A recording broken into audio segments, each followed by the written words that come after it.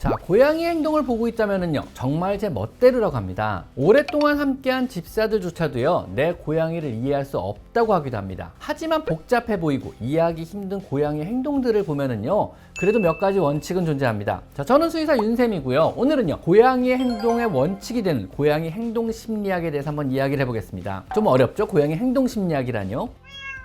사실 고양이는요 개와는 달리 우리 사람과 실내에서 함께 생활하며 살기 시작한 지 얼마 안 된 동물입니다. 즉 우리 옆에 이 작고 예쁜 털복숭이들은요 아직 야생의 고양이 기질을 그대로 가지고 있으며 본능대로 살아가고 있는 아이들입니다. 이 본능을요 우리가 조금 더 이해한다면요 고양이의 행동 심리를 우리가 더 잘 이해하게 될 것입니다. 모든 고양이 행동은요 결국 크게 두 가지로 구분이 되는데요. 첫 번째는 본능 행동으로 고양이가 태어나면서부터 부모로부터 받은 DNA에 각인된 대로 행동하는 것입니다. 배우지 않아도 자연스럽게 하는 행동들로 뭐 새끼 고양이가 어미의 젖을 빤다거나 높은 곳에서 떨어지더라도 자연스럽게 착지를 할 수 있다거나 조금이라도 무섭다고 느끼는 것에 대한 심한 경계심이라거나 자신을 보호하기에 발현되는 어떤 공격성이나 혹은 고인물보다는 흐르는 물이 안전하다고 느끼는 심리나 소변을 보고 모래 속에 묻는 행동과 같은 자연스럽게 행동하는 고양이다운 행동들입니다. 이런 본능 행동들의 특징은요 우리가 가르칠 수도 없고 또 훈련으로 통제도 거의 불가능하다는 것입니다. 두 번째는요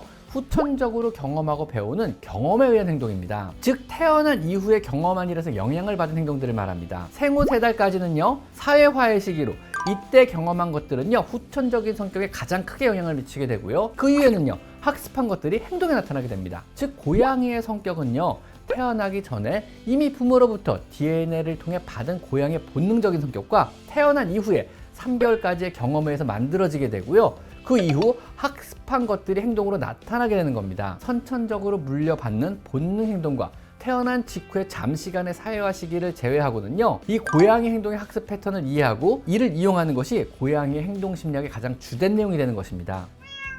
고양이가 자발적으로 행동을 학습하는 이 패턴은요 크게 4가지가 있습니다. 첫 번째는요 고양이는 행동 후에 기쁜 일이 생기면은요 같은 행동을 반복하려고 합니다. 두 번째는요 행동 후에 달갑지 않은 상황이 사라지면은요 역시 같은 행동을 반복하려고 합니다. 세 번째는요 행동 후에 싫은 상황이 생기면은요 같은 행동을 반복하지 않습니다. 그리고 마지막 4번째 행동 후에 기쁜 일이 사라지면은요 역시 같은 행동을 반복하지 않습니다. 이 나름요 복잡해 보이지만 단순하기도 한 4가지 행동 패턴만 여러분이 잘 숙지하고 이해한다면은요 고양이 행동을 이해하는 데 큰 도움이 되고요 또 나아가서 고양이를 교육시키거나 훈련하는 것이 가능해지는 겁니다. 즉 고양이의 모든 훈련은요 이 4가지를 기본으로 만들어지게 되는 겁니다. 첫째로요 고양이 행동 후 기쁜 일이 생기면 같은 행동을 반복한다는 이 의미는요 예를 들면 이런 겁니다. 고양이가 앉아있는 여러분에게 다가와 뺨을 비비자 여러분이 고양이를 쓰다듬어주고 간식을 준다면요 고양이는 여러분이 앉아있을 때마다 다가와서 뺨을 비빌 것입니다. 이 고양이는요 뺨을 비빈다는 이런 행동 후에 쓰다듬어준다는 보상과 간식이라는 보상을 받았기 때문에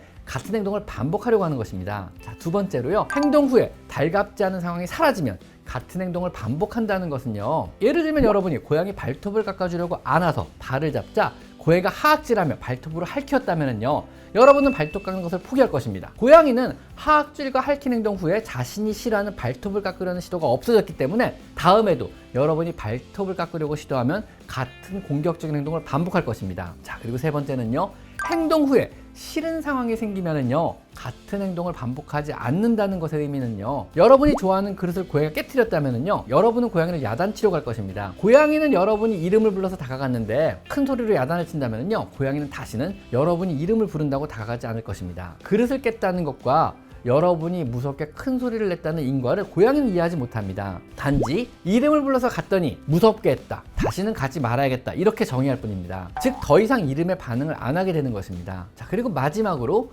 고양이는 행동 후에 기쁜 일이 사라지면 같은 행동을 반복하지 않는다는 말의 의미는요 만약에 놀다가 흥분해서 여러분의 손을 문다면은요 즉시 놀이 행동을 중단하고 고양이로부터 무심하게 떨어져야 합니다. 이런 상황이 반복된다면은요 고양이는 즐거운 놀이 활동, 기쁜 일이 중단된다는 것을 막으려고 여러분을 더 이상 물지 않는다는 그런 의미입니다. 이 4가지만 여러분이 반복해서 잘 숙지하고 이해한다면은요 고양이의 알 수 없는 행동들도 어느 정도 이해할 수 있고요 더 나아가서 이 4가지 행동 패턴을 이용한다면은요 역시 어느 정도 교육과 훈련도 가능해지는 것입니다.